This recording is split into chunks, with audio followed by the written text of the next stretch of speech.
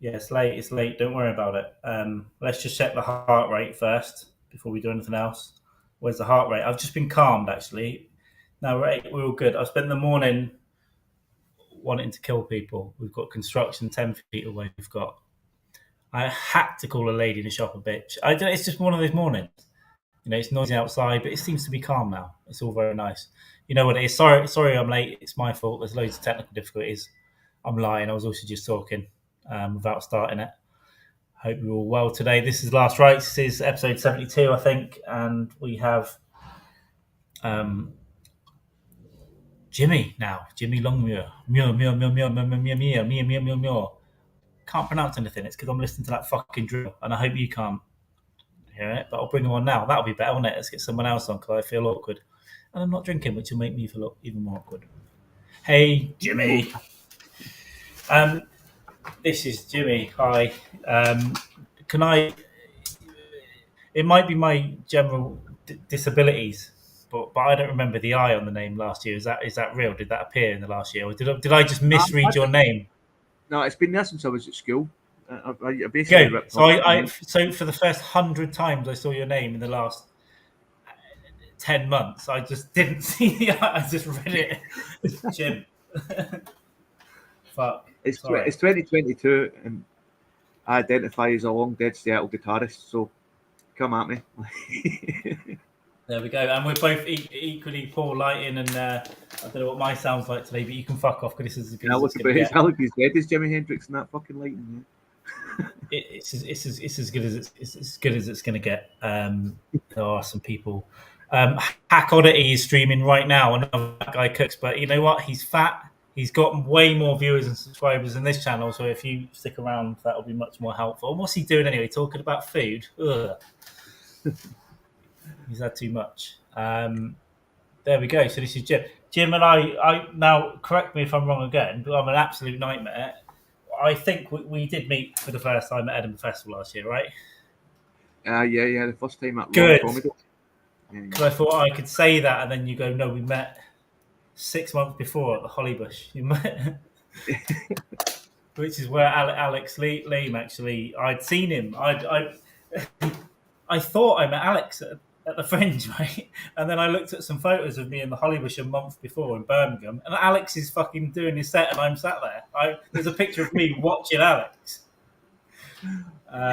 But my excuse is we see a lot of comics, and it was 28 degrees in Birmingham that day, and I was just sat there sweating. Every other comic had a parasol on a table. I was just in the middle, sweating. So I probably didn't even listen to Alex's set. I was probably thinking, "Fuck off," and I've got to go up soon. It's probably more one of those. But yeah, you meet a lot of people. Even in a few years, you meet a lot of people, Yeah, hundreds of man. people really. And It takes me a while. Some of my best friends in comedy now. It took me a year to go. George. Now I remember. It might have been because I had a couple of drinks the first few times we met. Who knows? Who knows? It's a weird. It's a weird. It's a weird life, and it just hanging around in weird little bars, thinking about how bad I'm going to be, rather than I can say, "Well, I can say, oh, nice to meet you. These 10 people, great. Won't remember any of you unless we go out after or we chat after the gig. Then I'll start to remember people. But yeah, I'm shit. That's why I take so many photographs so that I actually don't remember things. Yeah, your photography as well. You got a great picture of me looking like a fat slug at Edinburgh Festival. Aw, I'm bent over. I'm bent over a table. This is after the gig. I'm bent over a table, obviously with the pandemic weight starting to go, and I'm like, ugh. But it was actually what? good for me because I looked at it and went, "Did I really look like that when I came up?"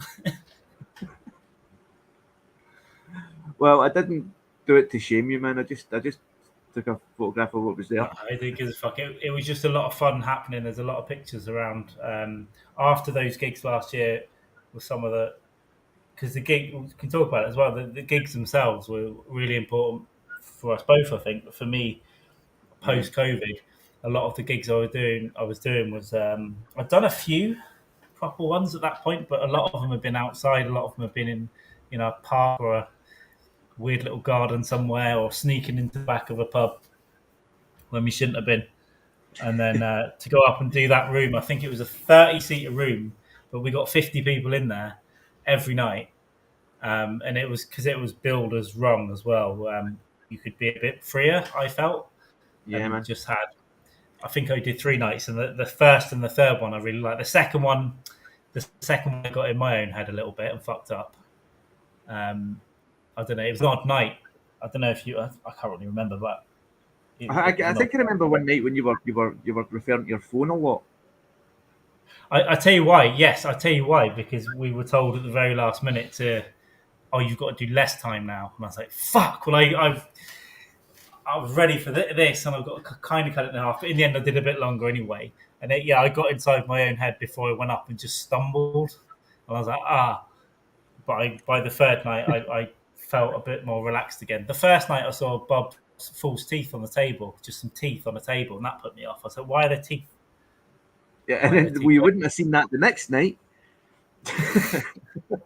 So I didn't see his bit because it was so busy. It was tough to even get in at the back, right, to see comics. You could poke your head through the curtain sometimes or try and get in there.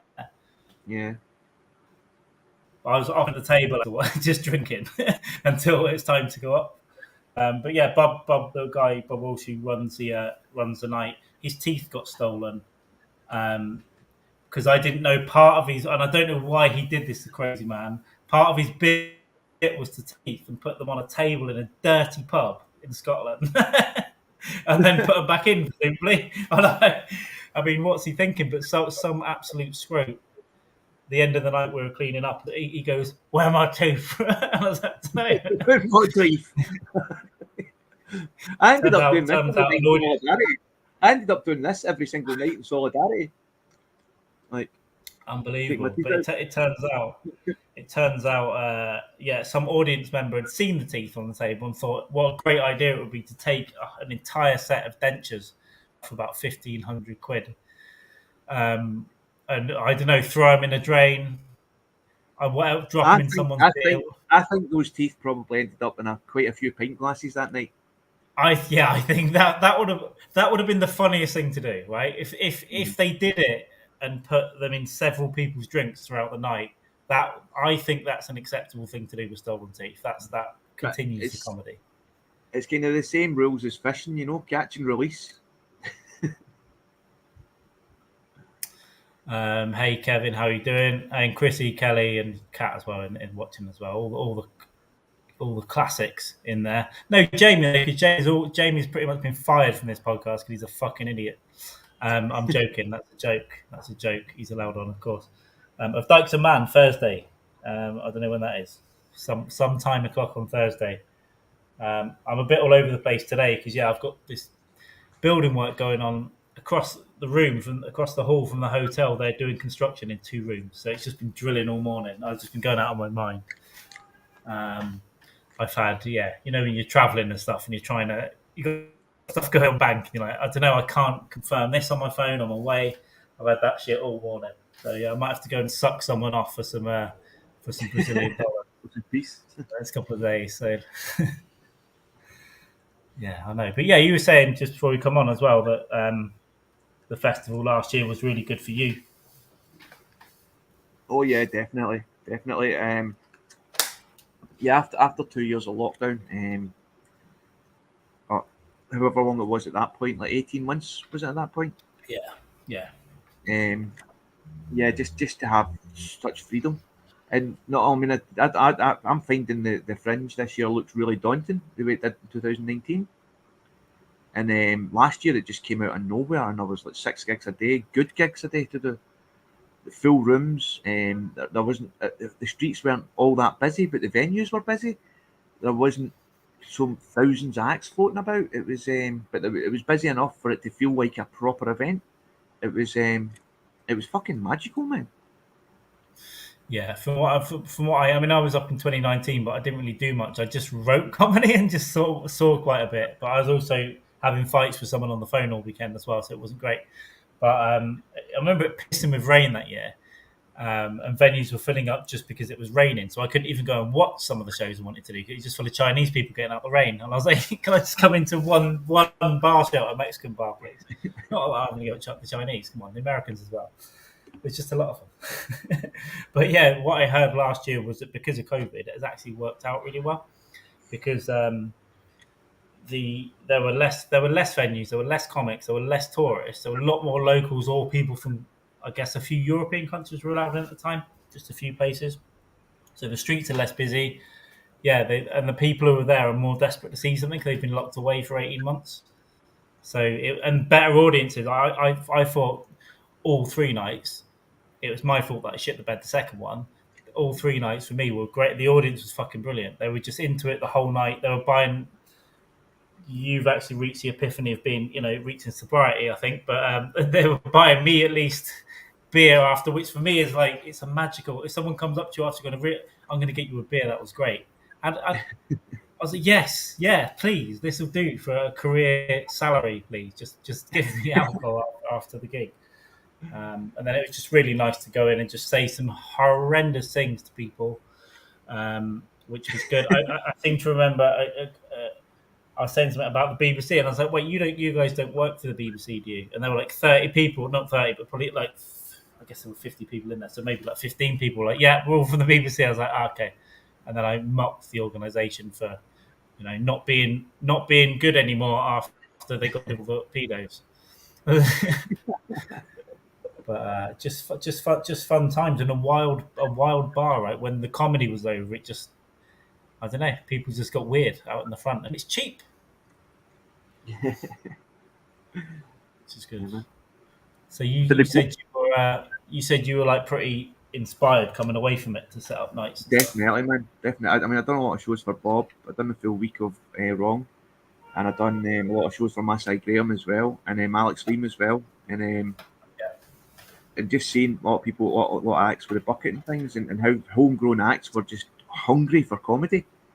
I decided to start doing local nights in comedy with that kind of ethos, with the bucket and just it's free entry, but there's a bucket at the end, and all the acts kind of get a share of the bucket when it's possible, and um, all the acts earn the bucket as well, and it's kind of serving me quite well. I've got a night called Granny Giggles in a pub called Granny Gibbs, a night called Lincoln Laughs in a pub called the Lincoln. I'm starting one called the Atlantis Antics, so guess you can see a pattern here. I love it. I love it. Yeah, The pub plus added hilarity. that's all you need. It's all you need. Yeah, I love. Yeah, I saw a few of your posters go up actually. Like, is it the Granny Giggles one? Looks like a really good. I've seen some really good pictures from there and good fun. yeah. I mean, it's the same because I took so many photographs during the Fringe. I do the same at my nights, and I've started MCing my nights. So I design the posters, I do the promotion, I book the acts, pay the acts, I put up posters all over the place. I do all the social media, and now I'm MC as well. And then when I come off the stage for MCing, I'm taking photographs.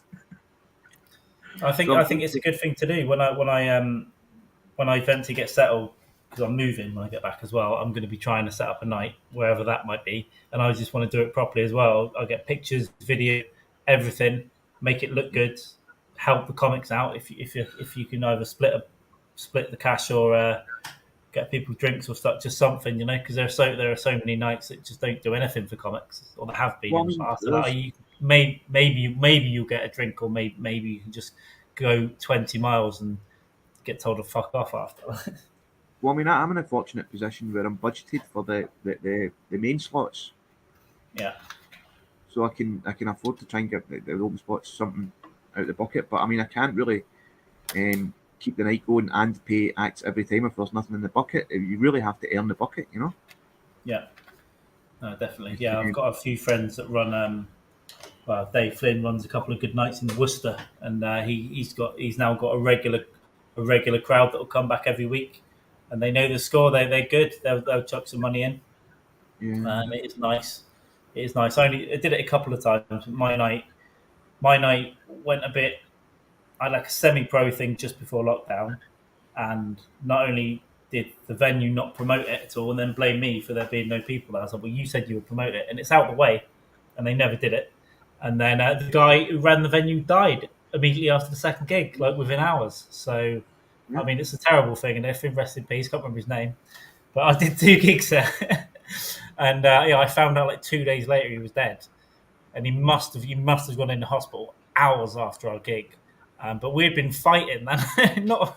not physically fighting, but we'd been like, he was Yeah, saying, why aren't there but, people? I was like, dude, I don't know. It's you told me you would put it on this website and do that, and you haven't.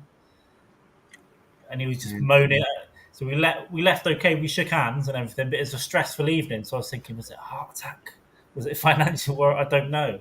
So I killed a promoter. I'll just hold my hands up there, or a venue owner. yeah. Um, yeah. So that was my attempt at running my second night because I had no mic as well.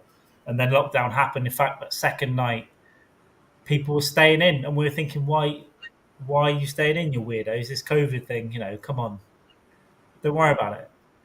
And then it was literally I think this was a Thursday, and it was the following Monday where the lockdown happened. So I was like, Yeah, okay, but I mean, the axe came down very slow, didn't it? It was like, I mean, we could really feel it. But January we were starting to go, wait a minute, this is going to be something, and then yeah. February we Some were like, some people were. This is the first week of March, so it's like right at the end. But some yeah, people have been cancelling stuff. Some people hadn't. I decided just to go ahead. I was like, you know what, I'm going to do it. No one turned up anyway, so it wasn't dangerous. Don't worry about it. The 3 people that turned up were fine. They yeah. had some socially distanced by themselves.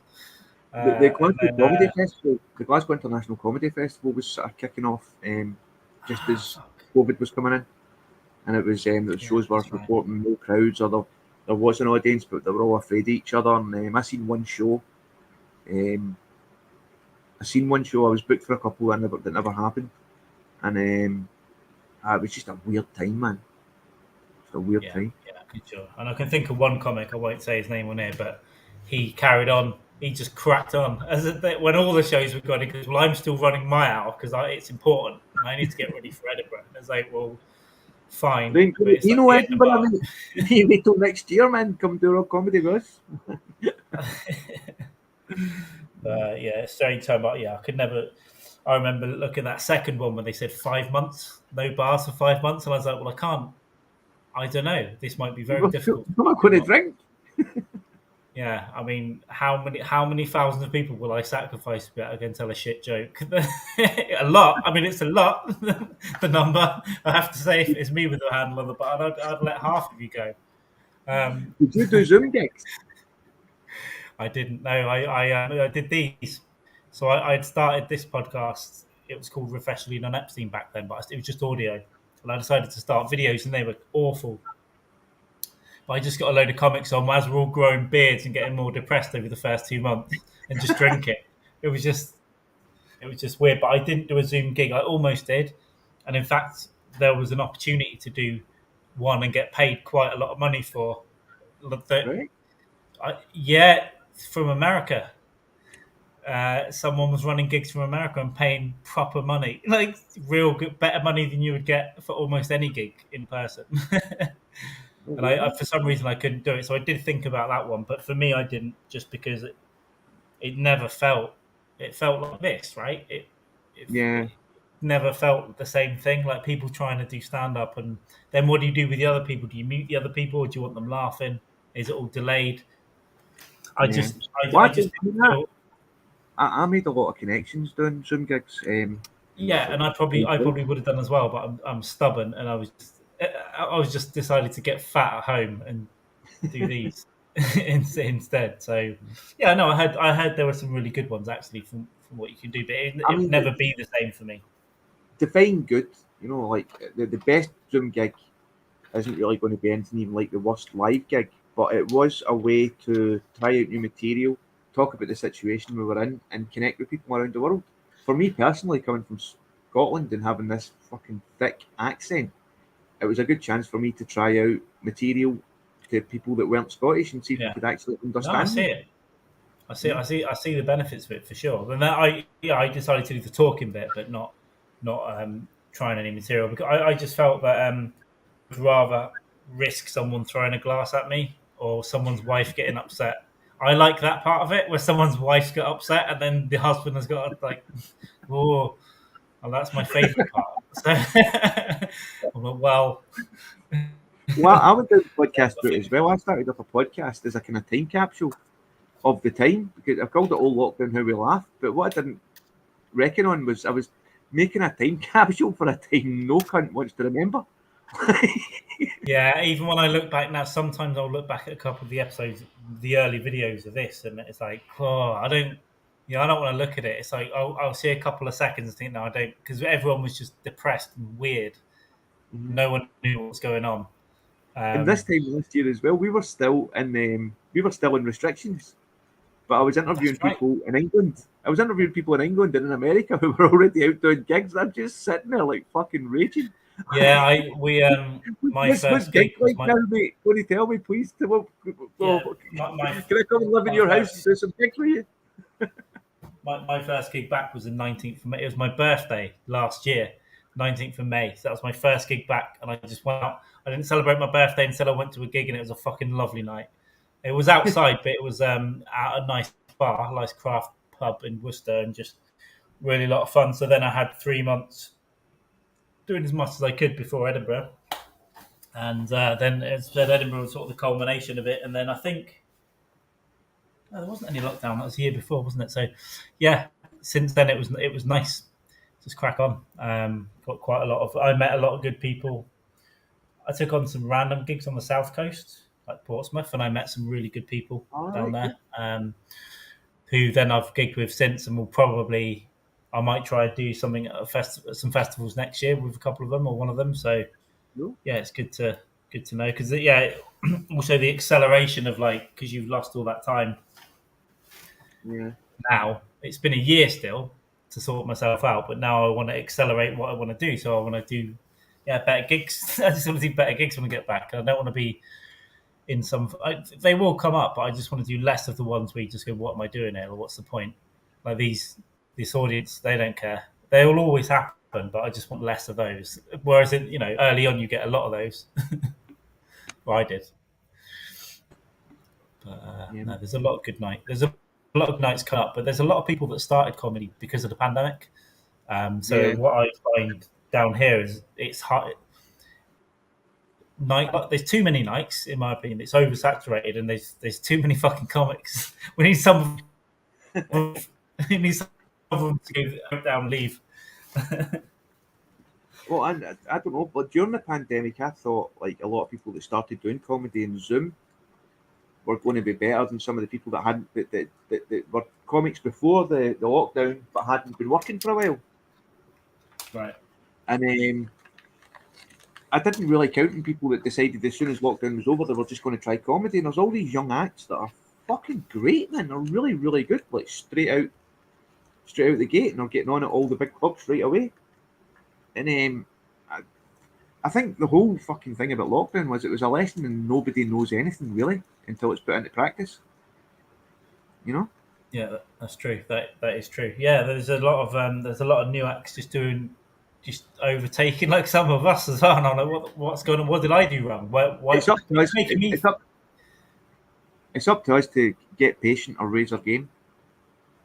exactly, but it's also to realise what was I doing before that. Yeah. I definitely made mistakes. I definitely didn't branch out a little bit more and didn't go and do different kind of nights and meet enough people. I was kind of around certain areas, but now in the last year I've met a lot of people. I've got around Birmingham a lot more, the south coast. So it's just good to meet people for a start, see what other nights are on, see what's going around. I said probably a lot of people. I know a lot of people in comedy now. I can't tell you half the names. I can tell you your name 3 days ago. I was like, fucking hell, I was making a little post. I was like, hi, hi. That's just my eyes. But no, there are some really good nights being set up as well, and I know a Yeah. lot of people that are getting decent gigs now. So I'll be trying to I jump mean, on with that as soon as I get I've, back. I've been doing Granny Giggles since October, and I have actually changed the night of the week a couple of times. But in 10 gigs that I've done so far in that venue, the least amount of crowd I've had has been 12, which was actually unimaginable before lockdown. And that 12 was like the least busy night there's been. And that's 12 isn't a lot of people, but I've been at No. nights where there were literally fucking no audience turned up before lockdown, Yeah, you know, yeah, and I've had that that was too. crazy There's fun. a mate of mine, George Willoughby, runs a really good night called Dirty Dogs in Bristol. Actually, that's where I met Bob. Bob come and headline that in Yeah, 2019 great. Yeah, Halloween. So he runs Good Night. But back then, Bob did us all a favour because it was I come back from Edinburgh in 2019. Didn't know George that well, and someone told me to go there, and it just became every Monday night you could just get on. You knew you could get on because no one fucking went. It was in a dark little room. Maybe you get five, six people, maybe you get eight, maybe you get 10, and then 10 comics.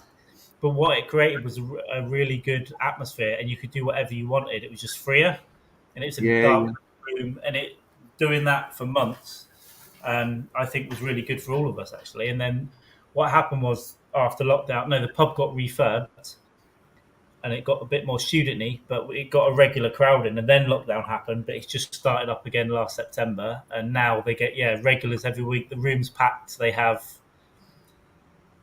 40 people. So it's gone from having 6 people to 40 people every week.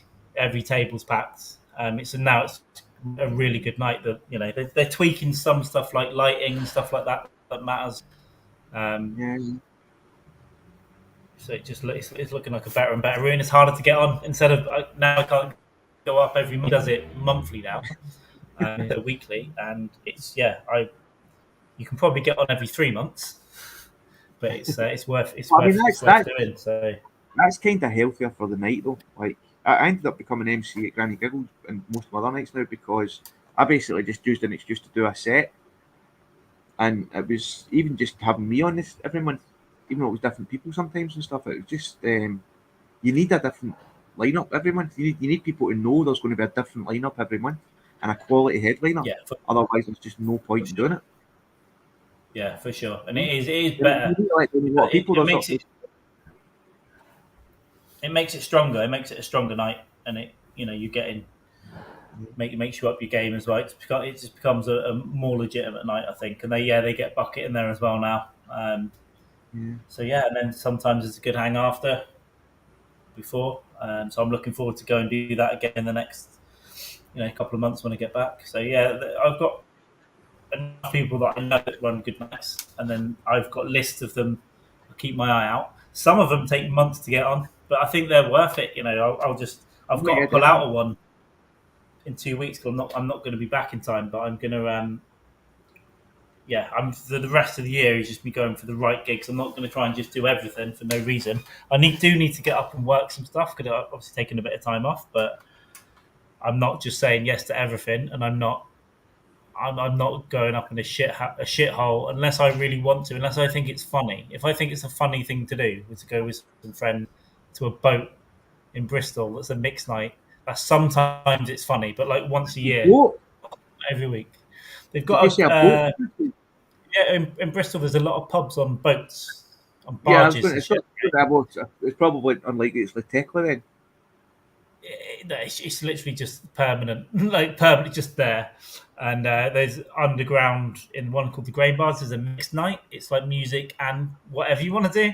But we used to go there sometimes and just go a bit nuts. And then if you start to bum, you can just start screaming. I hope the boat fucking sinks, and have a go at the violinist or whatever. But I know the guy that runs it. He's really good. Mike, I'm gonna get. No, I'm not gonna say his Did second you name. know I If I'll used to get it live in wrong, Bristol? ah, Did you know I used to live in Bristol? no. Maybe you I told lived me in, last year. yeah, but you'd have been drunk. No, I lived in Bristol for 5 years. I lived in two stints. I was there from 1998 to 2001, and then I was there from 2007 to 2009. Right. I first went. I must have gone there as a kid, but my first time there properly was like 2012. I went there with an old job. We went to a conference and got fucking smashed for 3 days instead of going to the conference. And then when I moved to Cardiff at the time, it was an hour away, so I used to go a bit. And then when I started comedy, that seemed to be the better place to go. I'd jump on a train and just go to Bristol a few times a week. It's a I just beautiful got tons city. of friends there. It's It's a weird place, but I love it. Yeah, it's got a lot of great pubs, great restaurants. It's nice around the harbour, especially in the summertime. A lot of festivals, and there's a lot of comedy. In my opinion, there's too much comedy there. It's because I don't know. There's probably I wouldn't even like to think 30 nights. It's not a big place. There are 4 or 5 really good nights there. I'd say 4 or 5 really No. good nights, and there's a lot of comics. But a lot of them do put the same people on every week, or very similar, and there is a bit Okay. clicky in places as well. But no, I didn't know that. But I think, I love to be honest with you, that's kind of death to creativity. That kind of cliquey thing that you see in comedy. It's you get a lot of acts that think they're smashing it because they hear their friends laughing, but the audience isn't Yeah. actually engaging with it. You know, you see that a lot, and We know you comics know, that will bomb a bit, right? And then the audience won't be into it, and they'll go, "That deserved more," and they'll be serious. They'll be like, "That deserved more." They'll be deadly serious and be a little bit upset. So, well, yeah, sometimes it happens. But also, it's your fault as well. You've got, I yeah, don't know. yeah. Yeah, It's you're right. Getting your friends in, the same people to laugh and suck each you other need to know. off because you Yeah, like well, it's not. someone. Yeah, I mean, you hear that the acts laughing at people's jokes, and they know when they're meant to laugh. So that gives the act that's performing a false sense of security, and it's a false economy as well because it's going to make people think things are funny when they're not, and you're not really doing anybody a favour in the moment by No. supporting them that way. You know, you need people. If somebody's not funny, they just need to go through the fucking hell of bombing. Yeah, and so I enjoy it. I don't enjoy bombing like a whole set, but if a couple of jokes bomb, it's like I'll enjoy that now. I'll be like, okay, this is happening. I'll just wriggle around with it, and even if you have to acknowledge it, just go with this, just try and have fun with it as well. But it is important to do, and you've got to eat shit. You have to. You have to Yeah. accept it with a smile and go, thank you very No, not much. only that, I think you have to be Comedy club. comfortable with it as well because otherwise the confidence the confidence that you get from smashing it under false pretenses becomes arrogance really quickly. Whereas the Yeah, confidence that no, you for sure, get from for sure. being able to comfortably die is a genuine confidence and it will serve you well in the long term. One of my favourite things is when you've got friends, like comic friends, there, and they know what's happening, and you know what's happening. You can have a little laugh. It's just they're enjoying your uncomfortableness because they know as well. They might even know that okay, that's funny, but they're not into it, or you didn't really deliver it right, or you looked a bit nervous just before you did this. I've had a couple of nights where I'm much better now, but I've had a couple of nights where I've just got into my own head too much when I'm on there, and it's like I'm overthinking it, and now I'm not Yeah, relaxed. And I think that comes across. I had that yesterday in an afternoon gig where there was sound issues and it wasn't actually my sound setup, but the microphone. If you moved either side, like yourself, the mic would cut out, the radio mic would cut Oh out. yeah, yeah, yeah, And I was supposed to be doing crowd work because I was MC, but I was crowd work got completely ruled out. Like, but it ended up like the acts basically seen what had happened to me when I was doing the warm up, and then they done really well by standing still and getting them. But it was quite a difficult crowd. It was an afternoon on a Monday, so you can imagine what the crowd was like. And it was a big learning thing because without being able to engage with people around you, you're just completely fucked as an MC. And I'm not the best um, at engaging with the crowd anyway. I make a joke that I've got all the crowd control of fucking Mussolini. You know, like so being unable to engage with them at all was really yeah. difficult, man. But the acts totally saved it, man. The act's done fucking amazing. Like,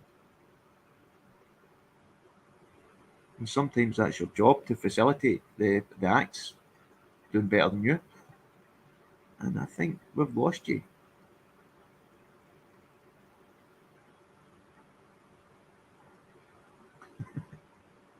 So next on the show we have something else.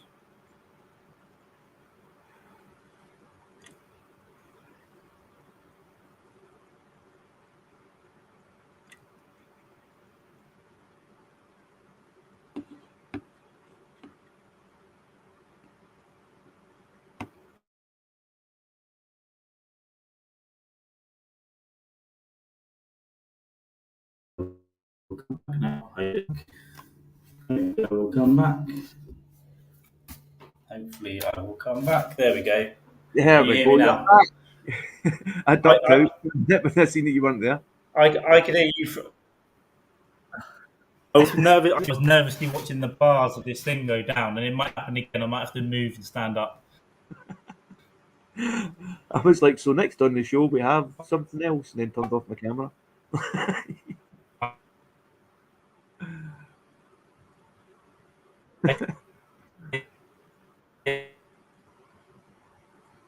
I had to disconnect and reconnect to fucking Wi-Fi. And it will happen.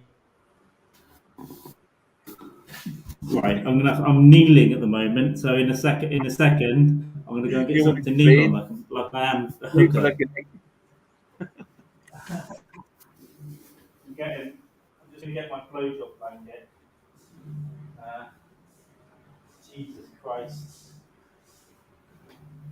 Every place I've stayed in has been really good, but this one is just fucked day. There's nowhere to sit. There's nowhere to. Ah, I know. I'm now kneeling on the floor in the hope you can see me. Can you hear me now? I can, yeah, Good. yeah. Perfect. There's a bit of a delay, but we just have to try and work with that one. Let me just apologise to everyone there. Let me. Oh no, you can also hear me. Let me know if I start in the chat as well. If you are still there, let me know if sound or video goes. Yeah, when it starts spinning and the screens go fucking completely black, then we know the internet is dying. It can't be helped, and now I'm under a spotlight. My big shiny balding head. God, there we go. So I've got my fucking water as well. We're talking about MC and yeah, it's your responsibility, but also technology. I've had it with a radio mic where the first time I used a radio mic, I was holding the receiver, it just kept cutting out. Right, right. No, I just know people that the MC trying to point me, and I'm going, what? And I'm saying what I think's, the funny, and no one's laughing. Like, they didn't hear me almost the entire set. Like holding every few words. For some reason, I would grip the receiver harder, and it would be cutting out, but I couldn't hear. I didn't know Yeah, whether it yeah. was coming out or not. So weird stuff. Or you see an act where the input volume's low and they're too far away from the mic. It's like, so you know when you go up, I've got it, or to try and have a word to turn it up a little bit before I get up. Yeah, constantly thinking about shit like that as well. Which no one watching comedy realizes. They're like, they're just getting up and talking. But no, I'm thinking about, can I shout? How close am I getting this microphone here that someone else has been licking for the last 15 minutes? Yeah. Am I going to get COVID after fucking?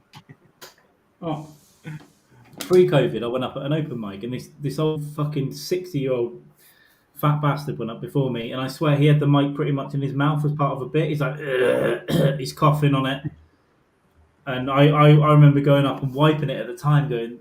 So I opened my set by going, "That is fucking disgusting." I didn't know this guy. I was like, "That is disgusting. What are you doing?" Now, obviously, post-COVID, less people do that sort of stuff.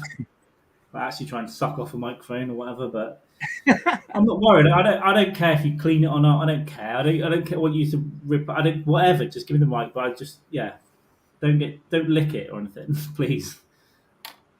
Actually, we're joking about that just now, but COVID cases are actually going up just now in Scotland and in England. I think they're going up. I think they've been going up in England for a while, but no one seems to care anymore. So Yeah, I know it's all right. about the war and climate change now. Yeah, yeah. It's, I think all this stuff with Boris Johnson's parties and all that is making any people that probably should be paying attention even less likely to pay attention. Yeah, I think that's all I see in the news. I mean, I really try and avoid news, but all I see is politics stuff and votes and no confidence and all this. It's all the whole everything's depressing. So I really, honestly, just try and go. Well, I'm just going to worry about what I'm eating for dinner today, and then how many times I'm going to have a shit like that. That's as much as stress that I want in my life. I don't want to really.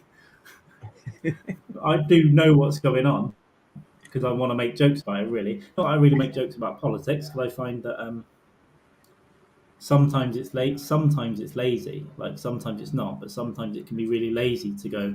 Boris Johnson's a cunt, isn't he? Yeah, And the yeah, whole room to go. Whoa!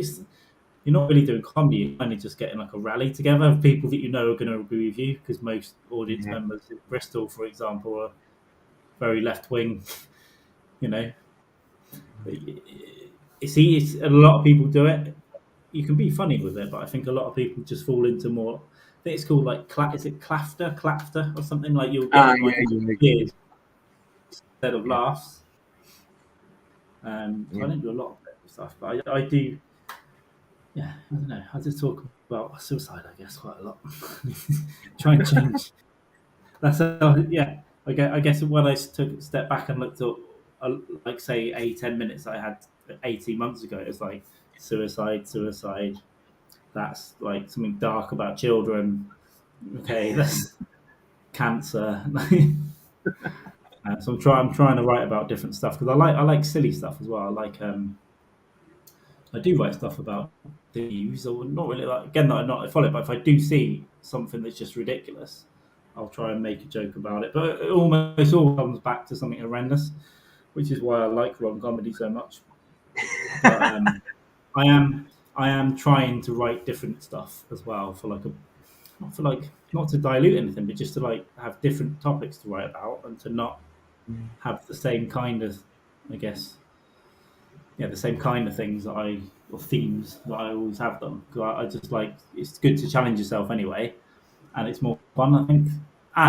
And if people don't just think of you that guy that goes up there and like threatens to kill himself on stage, more people might book you for their nice night, their nice new night that's got fairy lights behind.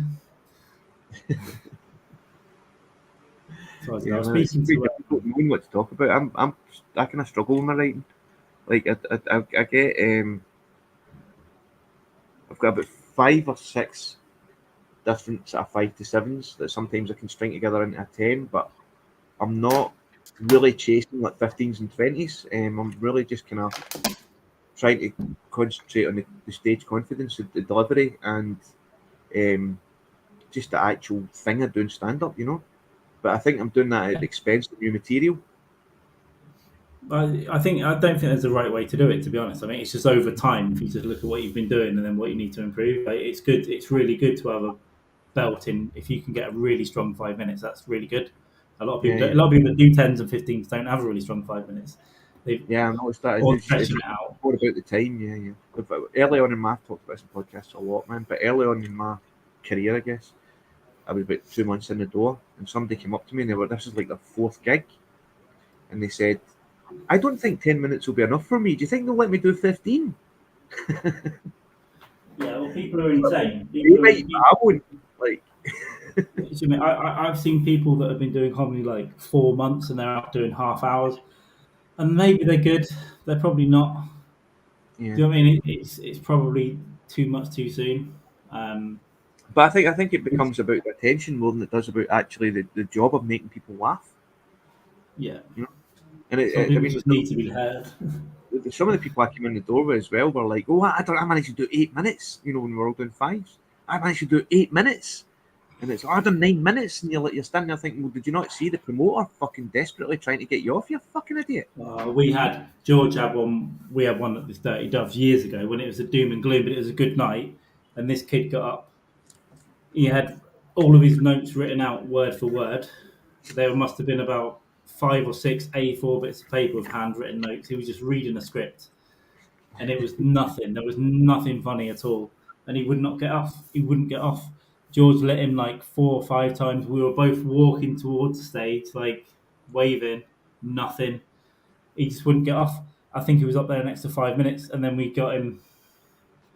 He got off, and I thought the funniest thing to do was to try and start a standing ovation. So that's what we did. We started. All the comics were banging chairs like, "Whoa, whoa, whoa, yeah!" So we came off There's there your thinking, character, you couldn't get fucking off. yeah.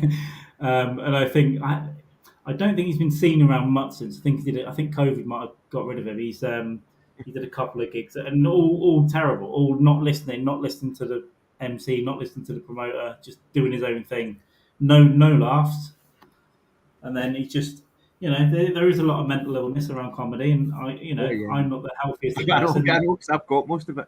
Yeah, almost every comic I know is something wrong with them, but it's just there is an awareness though as well. You have to have an awareness. It's like Oh yeah, if you self don't have awareness. that, you're Yeah. just you're just in therapy, or you're just I don't know what you're doing.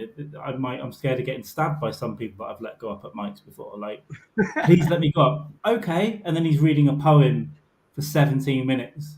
I don't know what it is. Like, There was another guy once that was supposed to do a five, and he actually did do about 15 to 17 minutes, and not a laugh in that entire time. And then the promoter was like, "What the fuck was that?"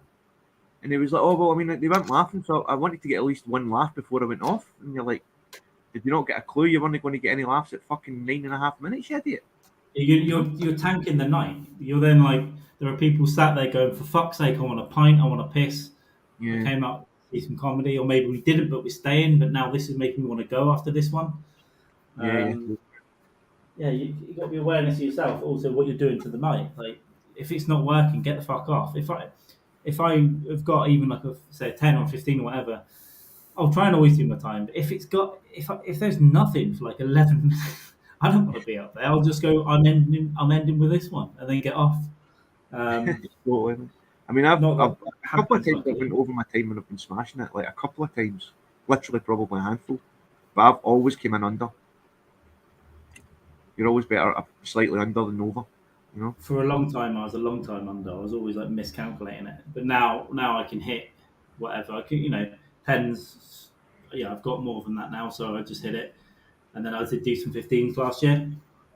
Some of them were where other comics didn't turn up, so I was like, I'll do longer then, I guess, or someone's asked me to, but they weren't okay. But it's just that for me at the moment is people think, 15 minutes is fucking nothing. No, it's go up for 5 minutes and see how you feel.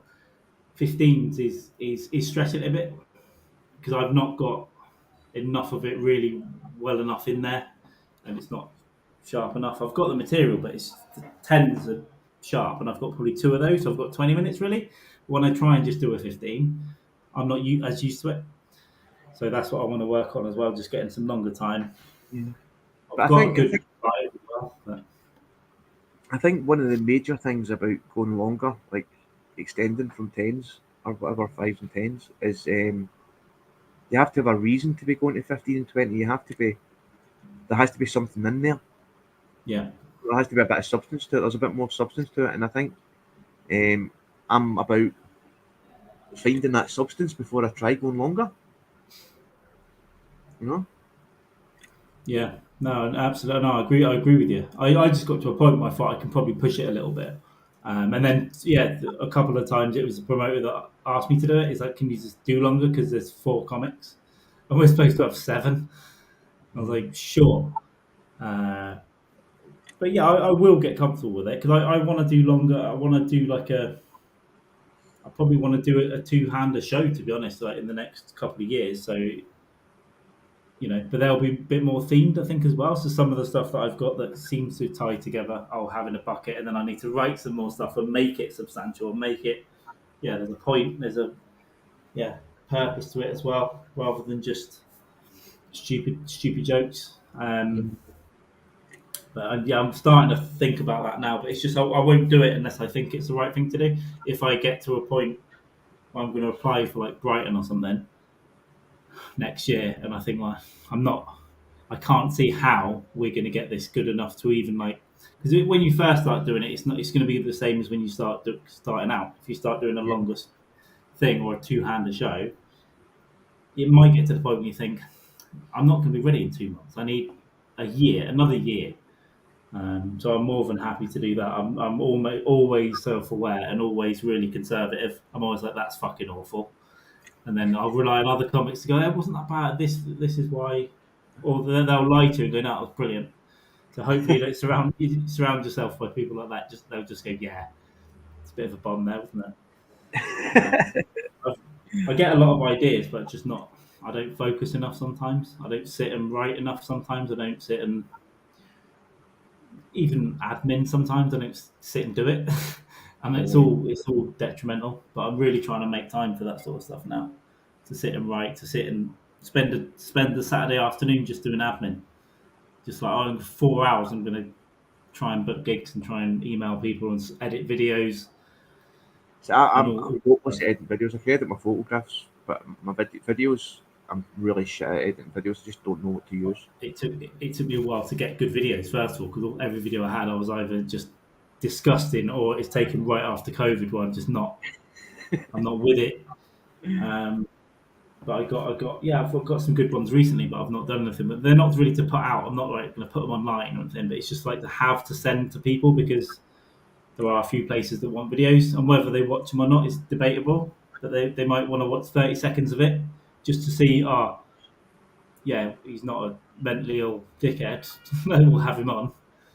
I mean, Um, I get sent videos quite a lot, man, but I tend to book based on having performed with people, like performed as part of a yeah, lineup with people, and how they fit into a lineup. And even if somebody's not done that well, I can tell how they're going to fit into one of my lineups. I've got, and I know you see a lot of promoters that like, will go on the forums and say, "Oh, I can have X amount of acts for this night in this place at this time," and I genuinely would think that I'd failed if I had to do that. Like, because I gig enough to actually see a lot of the acts that are about. I know the headliners and the yeah, openers enough to know who I want to book, and I don't know. I would just see it as a personal um, liability if I didn't know for a fact how that act was going to look at my lineup and with that headliner. And that's part of the job for me, you know. yeah. No, I agree with you. Exactly the same. So when I start running some like a night, yeah, I'm gonna have people in mind, especially headliners. I'm gonna have people in mind that I want. Whether or not I can get them, I'm not is a different thing. But I'll have a list, higher list. You know, me. I'll have 20 people that I know that can come and headline straight away, just because I've been around a few years now and I've seen enough people just do well everywhere and that can do proper 20 minutes or whatnot. Um, yeah, I know you do. It's weird. I can't sit here and name 20 people that I know, but I know a lot of comics, and if I do bump into them, I'm like, oh yeah, this guy. That yeah, of course, the guy that does this bit. Even if I forget his fucking name, so It I'll happens always all the ask time, man. around. I'm reaching the kind of deadline to get my lineup, and I'm sitting there racking my brain thinking who could fill this spot, and then I'll get somebody, the last person for the lineup, and they'll say yes, and then 10 minutes later somebody will do a Facebook post and they'll go, oh, "Fucking that guy would have been perfect if I'd remembered they even existed." Yeah, I never liked. Even early on, when I used to put a Facebook post up, I'd get 40 people messaging straight away. And I did meet some good people by doing it. And I made some mistakes, like my first couple of shows had too many acts. Because I just said, yeah, for most people, let's try and squeeze you in. Let's make it a really long night. Oh man, the Um, first the first gig I ever booked was for like I just started doing comedy, and there was a girl I knew who worked in a charity shop, and she said that a charity shop were having a Christmas night, and could I get a couple of comedians to do it for her?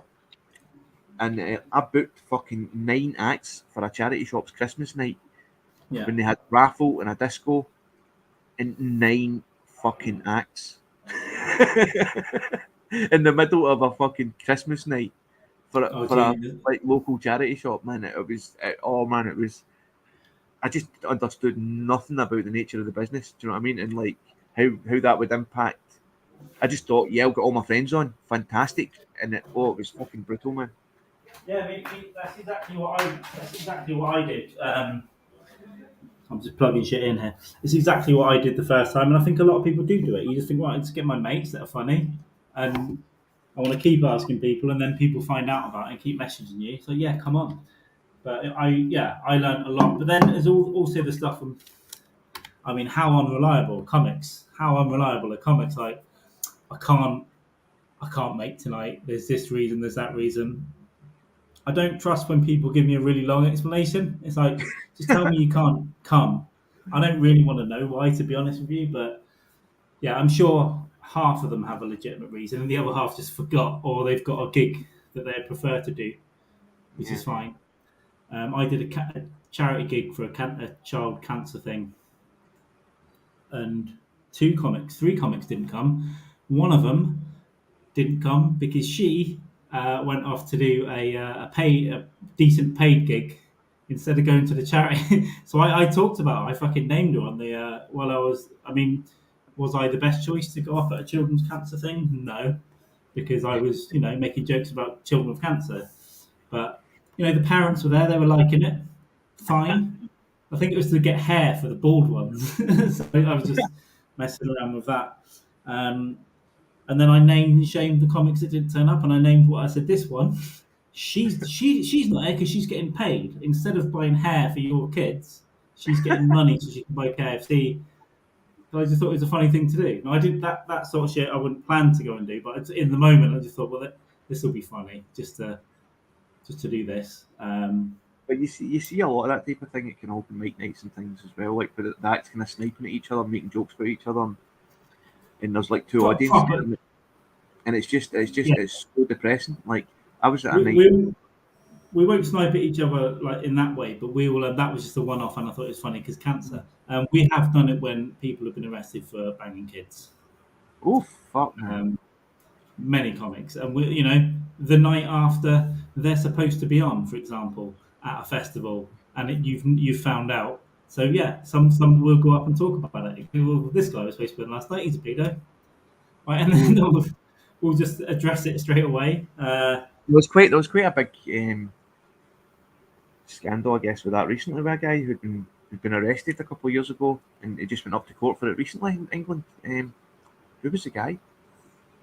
But I remember it was all over There London. wasn't there was another one recently. Yeah, I don't even follow any of the drama moving that bit now. This was someone that I knew and done my gigs though, and Yeah. we all knew. And it was a historical thing actually, but it just not only had he lied, he had also started doing paid mother and baby gigs. Oh, for fuck's sake, man. So it was like fucking hell.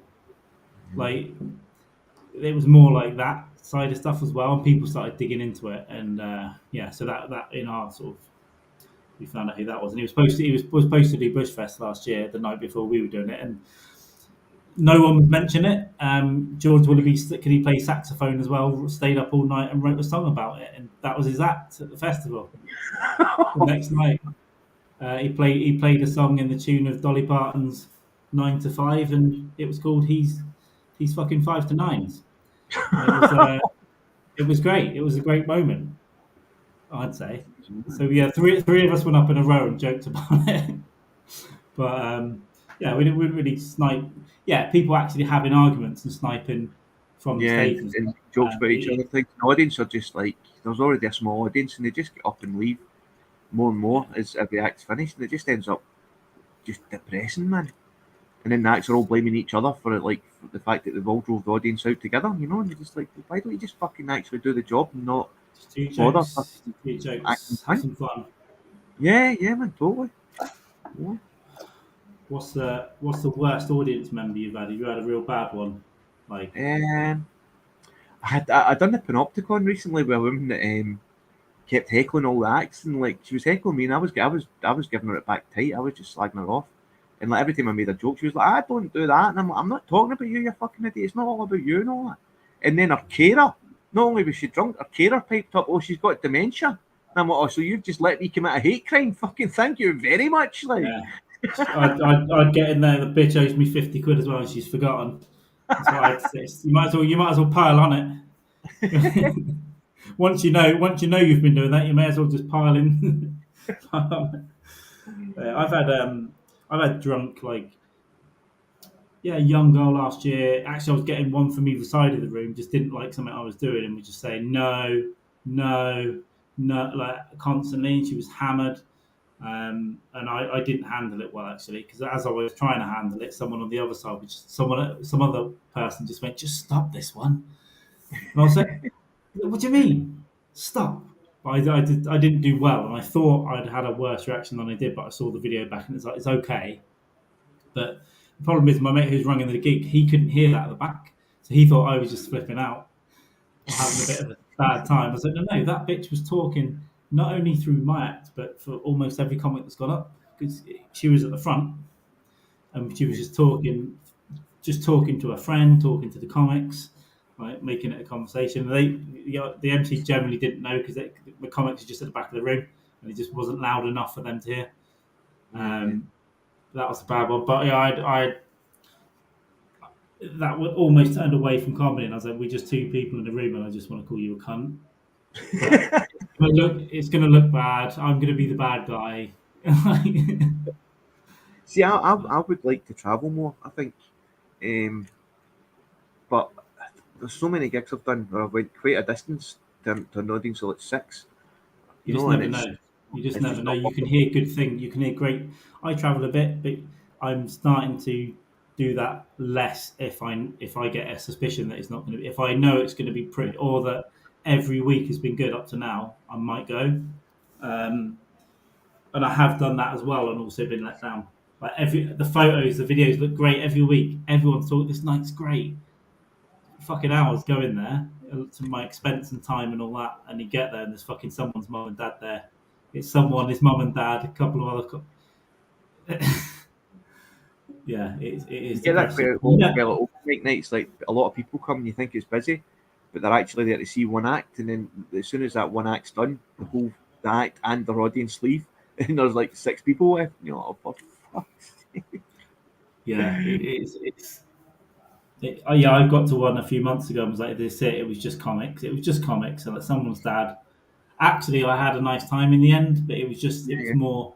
I just chilled this out a bit, and it was more like testing it after a few comics I didn't know that well. One of them I did, so I but just I sort of mean, gauged it that way. at the risk of,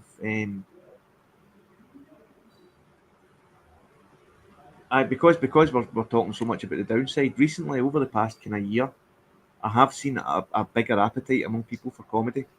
Yeah, Like just yeah, normal no, I people agree with you. loving comedy that they're getting exposed to what you just normally see in the comedy clubs and local venues and things, and it is fucking magical to actually Yeah, people who wouldn't normally be into comedy just absolutely fucking loving it, you know? yeah, I agree with you. The nights that I've known that have really grown since the pandemic, they're both like that. They're both now, as I said, they've got regular crowds. They love it. They get it, even if they didn't really the first few nights. Maybe they didn't really get how to be an audience member. Like they Yeah, know, yeah. and they just turn up, shut the fuck up, and laugh. Give you some money at the end. Like say it was a good set after. That's your job as an audience member, not to get And that involved. does for me as a promoter doing Granny Giggles, especially in now Lincoln Laughs and now when I've got Motherwell. Um, and I done a show at the Glasgow Comedy Festival as well called Trigger Warnings, which we'd actually done one in 2019. But my entire ethos this year was influenced again by Bob, the legendary, fantastic, amazing mental case Bob Walsh and Bob Masai Walshy Bear. Walsh. Yeah, they're just Bob's such an amazing guy. He's fucking brilliant, Yeah, and he runs a great room. And I was really, really inspired by him and Masai, especially at the Fringe last year. And I do think, for all we're moaning about comedy and stuff like that just now, in open mic nights and whatever, like there is something magical about the privilege of just fucking bringing loads of good acts into a nice venue and just trusting the people to enjoy it and just giving them something that they're going to enjoy, you know? yeah, and for people not wanting to listen to bitching and moaning, I don't even realize I'm doing it sometimes, and comments feel like this fucking guy, you know. But yeah, no, you're right, and especially at Bob's thing last year, it was like that was one of my favorite. That was one of my favorite nights. The first and the third, one of my favorite nights that I've done. 'Cause it was just Yeah, yeah. everyone was there to laugh. Everyone, the acts were great, the audience were great. It was good fun. No one was a dick, really, that I saw. No, and then. It was just a good vibe. Come away with it with confidence, and it does feel nice when you do well, and also you realise afterwards that all these people had a nice time, like partly because of you and because of all the acts and the night that was put on. They all went out and Yeah. had a good night, and it's still wild to me that I'm in any way part of anything like that. So some of you enjoyed some of what I did a little bit. That's mad. That's just yeah. This is just shit that I say to myself around the house or while I'm taking a shit. It's not for years before I started doing comedy. Now you idiots are actually enjoying some of it. Yeah, Um, yeah. it is no, it's nice and a good night. Fucking hell, when I went to one of the first good nights after the pandemic, we've missed this one. And yeah, you're right. I think audiences are more. They want to enjoy themselves. People want to enjoy themselves more. People want to live differently, right? They want a better Oh, job. totally. They want to. There's a kind of awe at just being out and enjoying this, you know? Well, I went to, me and my girlfriend went to see one of those fucking annoying candlelight concerts, and it's all string instruments doing Queen, and like it was quite fun identifying Queen songs and all that, and then listening to Under Pressure but on a fucking viola or whatever. But at one Yeah, point, one of the acts just gave a big speech about how it's just amazing to be back out after the lockdown, and I've heard that a few times at different events now and at comedy nights, and every time you hear it, it's fucking magical. I yeah. didn't know we went there. I was like, am I just going to have to keep talking?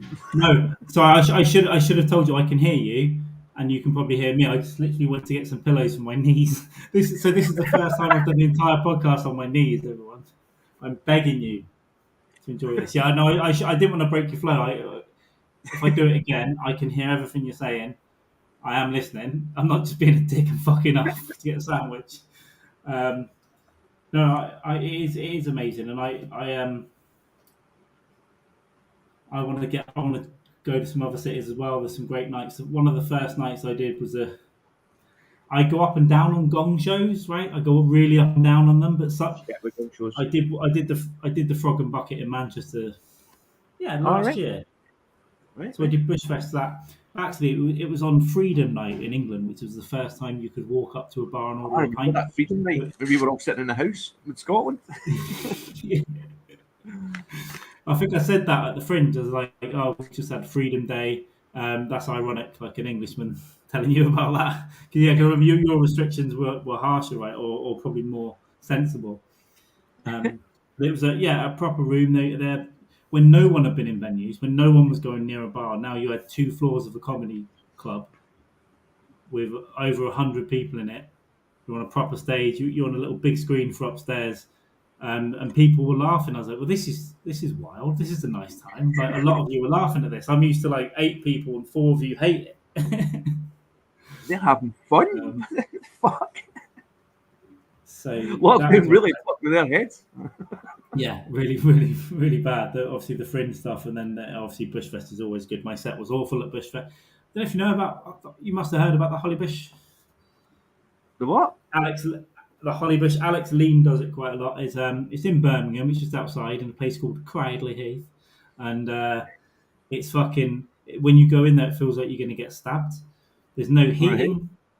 There's the guy literally owns the place, never renovated it. Shout out to Dave, and he only opens for comedy and music. Right. Really, that's what he does. Like Thursday to Saturday. It's a wild place, but yeah, he cares about comedy, and he puts on what he calls the smallest festival in the UK, and it's literally he does 3 days: Friday night, all day Saturday, all day Sunday in a pub. Maybe he'll have and an inside bit. He'll be burning fence panels in a bathtub next to you while you're on stage when it gets cold. There's no health and safety. I swear we get. Oh, I shouldn't say swear, but if there was a pub called the Bollybush, maybe he gets all his booze from Tesco. I don't know. I don't know what the deal is, but it's cheap. It's weird. It's just about comedy, and so I'll be doing that next month. Yeah, Bushfest. It's a lot. I don't know. Alex will probably be there Oh actually. yeah, I've seen Um, something about that online, but I've never really sort of looked too closely at it. yeah, he calls it the Hollybush Arts Centre, the Crayleaf Arts Centre. But Yeah, you I've go there, definitely and you think, seen it online. this isn't an art centre. But Dave Francis actually that runs it. He's a great guy. He's helped me out a lot. He'll let almost anyone. A lot of comics go up there on a Thursday night. I haven't managed to because it's a bit out of the way for me. But I always go and do Bushfest now. And for this year, for the first time, instead of on at 4 o'clock in the afternoon in the garden, I'm on at 10:30 inside. So that's nice. I think it's 10:30. It's a night time on a Friday night. So it's like, oh, hopefully that's because he thinks I can do better than now. Apart from I just need to find a spot for him because I've got 100 comics to get on. But it's also 3 days of comedy. So I'll probably go there do my spot on the Friday and stay somewhere on the Friday and Saturday and go and watch a shitload of acts and then catch up with everyone that I've not seen in ages. Yeah. Man. So when are you up for the Uh, festival? When are you up for the Fringe? Um, the week of the 6th are quite early. Right, cool. 6th, 7th, 8th for sure. But I'm probably going to be there like the 9th, 10th, probably like for 6 or 7 days from the 6th. Brilliant. I am doing catch up when maybe you can see it wrong. for sure, yeah. So I'll be doing wrong 6, 7, 8. There might be spots. We'll talk a bit off air as well, but yeah, I might be on a bit more. But then also, because it's on late this year, it's not until 11, which is Yeah, I good know. and bad. it means the animals might be a bit more fucking out of control, but at the same time, there's room to do other spots, right? Yeah, So yeah, I'm going to be looking for that week. I'm just going to be like with my little periscope up, and I don't mean my penis, but I do mean looking around for like anyone. I'll come and do any show, whatever it is, improv, like a bit of stand up, whatever it is. I'll just be go and have a nice time and try and do comedy every night, hopefully more than once. yeah, yeah. Because Definitely. obviously as soon as that finished last year, I was like, I can't wait to go back. I just like the vibe. Did you catch COVID at it? No, I think probably a lot of people. No, I didn't. I know a lot of people did. I I got got an alert on my. COVID. Okay, so maybe you gave me my alert because I got an alert. No, you were up there for a bit longer, though, weren't you? You were. Yeah, yeah. I was up there. Like, yeah, yeah. I was up there pretty much all the way through. But I took a week off in the middle, That's right. and then I was up there right up. In fact, I was even there the day after for the very last pick of the fringe. I was so And jealous of that because I had to leave after 3 days, yeah, and everyone that I'd met up there like fucking they're still there till the 28th or whatever it was. Like, I really wanted to be there for longer, but I just couldn't do it last year. But yeah, I don't know whether I've got that much energy or time or money this year, but I think one year I will be up there for as much as I can. I'll find a way. Again, at some point, I'll put on a show, hopefully, that in the future when I'm ready. When I've tested it out at other festivals first, like several other small festivals. yeah, Um, Probably start with a two-hander, as I said, because I think it's a bit easier to get into for your first show, and the pressure's not on all you delivering an entire show yeah. 14 days or whatever you do at first. But to do a 28, for anyone that puts on like a 30-day run with a day off or whatever it is, that's grueling. Especially if you're doing an hour. I at the moment that's not for me. But, I know I'm really looking forward to it, but again, because it's so big this year, it's really daunting. It's an unknown, isn't it? It's an unknown. Will it be like 2019 or will it be a bit different because of the first full one back? I mean, they're talking the way they're talking. It's going to be bigger than it's been ever. You know? Fuck. So there's going to be even more comics like in debt and like depressed at the Yeah, end of and empty rooms and all of that fucking good stuff, man. You know. it. No, I think hopefully it will mean that there's just a lot of Napo. Yes, it's about a podcast about hair care. That's exactly what it is. Earlier. I didn't say anything about that. It's generally me just apologising that I'm cutting out. Or so Napo, if you're watching this, I'm kneeling on the floor, getting more and more uncomfortable. Do you know what? I'm gonna risk. I'm gonna risk moving this one more time. If it fucking cuts off, it's my fault. It's been fine. My Wi-Fi's been fine here for 24 hours. As soon as I start a podcast, it just starts going no. Oh god. Do you know what? My knees are red. I honestly, prostitutes, fair play to you, porn stars. That is wild. That was, I don't know, 10, 15 minutes on my knees. If you're doing it for 9 hours, so it's like we're doing a full run at the Fringe.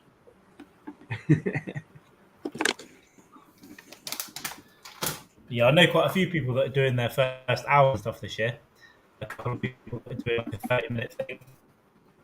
And so I can drop in and see a couple of those as well. But really, yeah.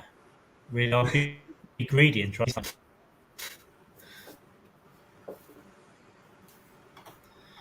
It was a good crowd last year. I think yourself was it? Yeah, Well, man. yeah, 4, 5, 6 people that we used to meet at that back table after the gig or during it. Yeah, Martin Byrne and Yeah, Martin. there's quite a few people, man. Yeah, I don't know. I don't want to mention names in case it's Craig Scott as well. Craig Scott. I've booked Craig Scott. I've booked Craig Scott for a few gigs, and he's headlined my friend Mikey's. Mikey Collins was doing it as well quite a lot.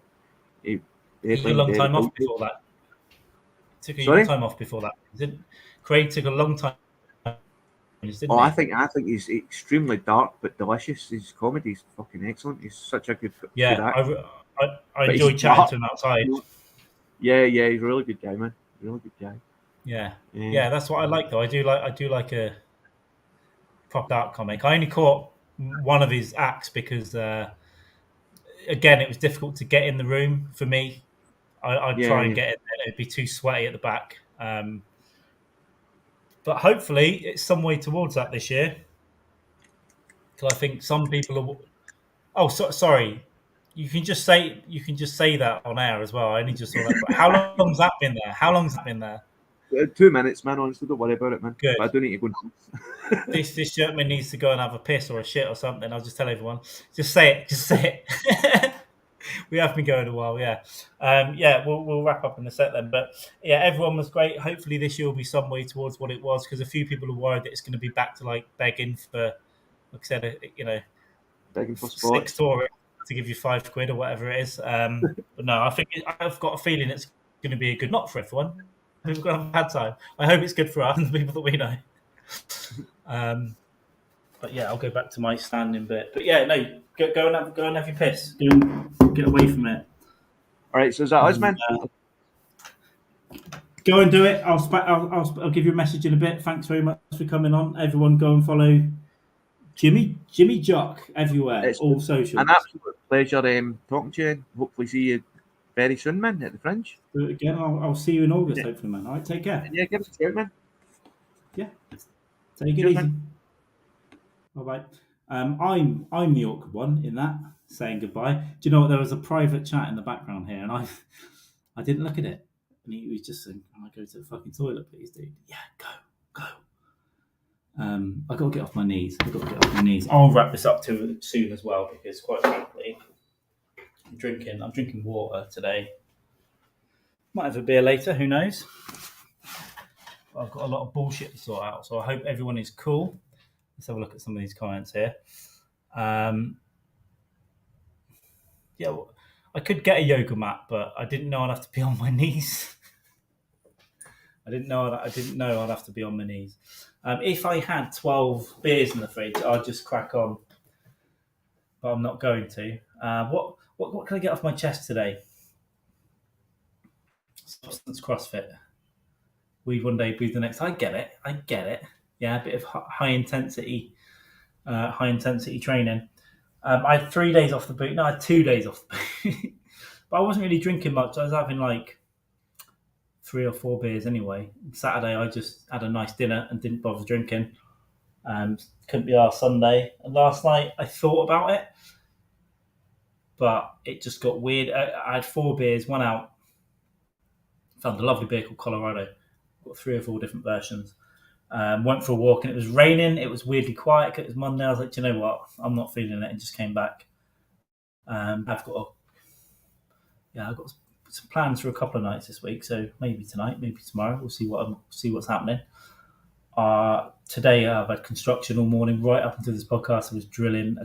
We're renovating 2 rooms right across the hall, and I'm fucking fuming about it. The Wi-Fi is fucking up. I've got bank issues from technology. So it's just I'm trying to like squeeze finances through the internet pipes when I've got various SIM cards all over the place. Yeah, I did put that SIM card away and all that stuff. So a lot of admin, a lot of bullshit, a lot of life stuff. Yeah, reality's starting to hit a month before I'm coming home. But we'll be out. Today's a weed day. You know what? I did get offered weed quite a lot last night. Actually, I got offered weed and coke last night, Rio.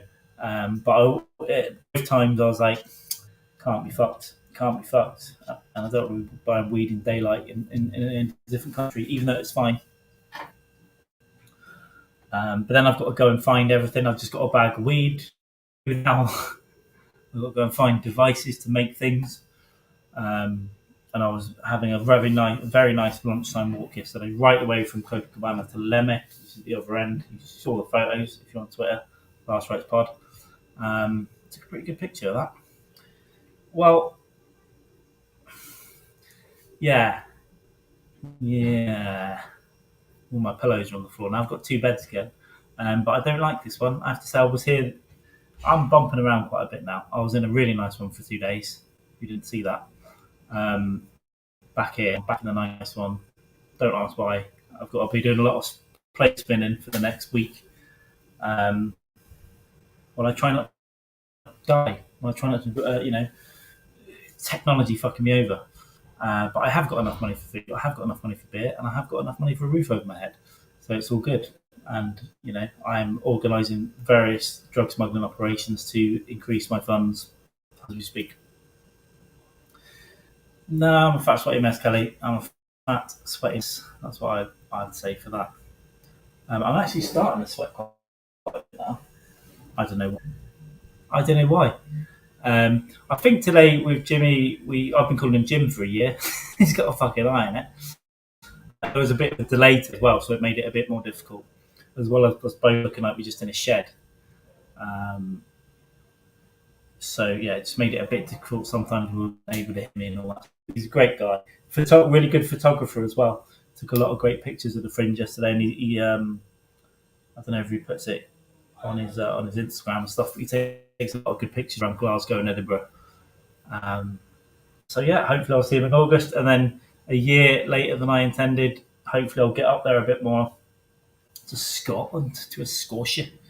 It's another country, guys, but it's about a 7-hour drive, a 45-minute flight, 10 hours on the train, whatever it is. Yeah, pretty close. But accommodation for this festival, I saw like tube, right? It's big, and they've got a room full of something like 100 a night. And I fucked it. I fucked it because people I know got a hotel room last month, and I didn't know anything about it. So I'm now going to be in a situation where I'm going to have to be very creative or stay out of town, which is a pain to leave. It's a pain to get out. But I'm going to try and find some accommodation for a week. And if I can get up there, I'll do this gig at 11 p.m, 3 days running, hopefully more. And then yeah, fill up, jump on some other spots. That's the plan. So the plan would be try and go up and do at least 10 gigs in 6-7 days and have a lot of fun and meet some good people and try and, hey man, I'm funny. You funny? Yeah, let's be funny, man. I'm funny people. Or, might be full of cunts. I'm gonna wrap up because I need to charge shit. I'm tired. I want to stay here. I want to stay here and drink. I want to stay here and hang out, but I'm not going to. I don't know what I'll do with the last rites of Dykes and Mann. Oh, I had a great idea about this the other day, though. When I get back home, when I can do pre-records as well, but I can do like premieres, so it can be around the chat. Yeah, I've got an idea, but I'm not going to say anything about it apart from that. So of Dykes and Mann. Oh, an idea. Yes, an idea. See you, Husky Boyo. So I did bring up your code, but I didn't say thanks for japping in. Thank you very much, my friend. Hopefully looking forward to hanging out on your stream. I'll probably have a drink with you tomorrow. Well, virtually at you. You won't even see me. Unless I start tweeting myself naked again. Of Dykes and Mann, Thursday at 6 p.m. UK, 1 p.m. Eastern, 12 Central, all the rest of that stuff. I hope. No, it's happening anyway. If Mr. Magoo doesn't turn up, I'm going to do it anyway. So we'll see what happens for that. And the last rites, yeah, hopefully I might do a random one. I might do a random drop in at some point. But I'm going to try and do much more of these chats now with other people because I've met a lot of people over the years, and I just want to introduce them to you as well. Jim is obviously a great Jimmy. Fucking hell, such a cunt. I'm such a cunt. Great dude. So I'll be getting some more people that will be going up to Edinburgh and that live up there in Glasgow. And also when I'm up there, there's going to be some in-person stuff that will probably be pre-records. We'll sort it out. But it's going to come around fast. And next month we've got Bushfest. It's going to be difficult to do stuff in person at Bushfest because there's just a lot going on. It's a bit of a wacky place. There's just comics everywhere. You don't know who's going to be wasted, who's going to turn up having smoked a field of weed. There are spaces to go out and do a podcast, and maybe I can take my audio stuff up. But some people might not want to be on camera because they might be doing illegal things at this place. And then Edinburgh's going to come around super quick. So the rest of the year, I knew when I started making plans in February, the rest of the year is just going to be gone.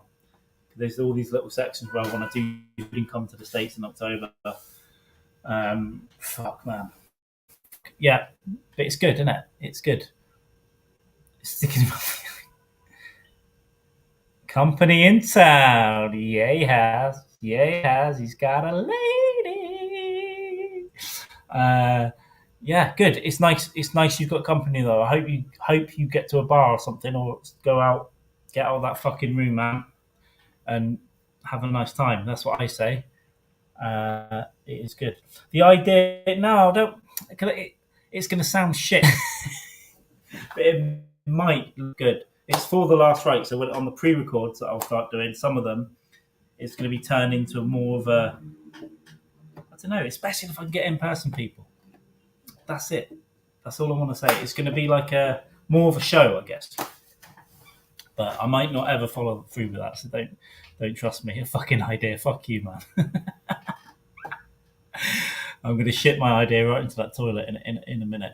But I haven't eaten. It's been one of those days. I haven't drank a lot of stuff.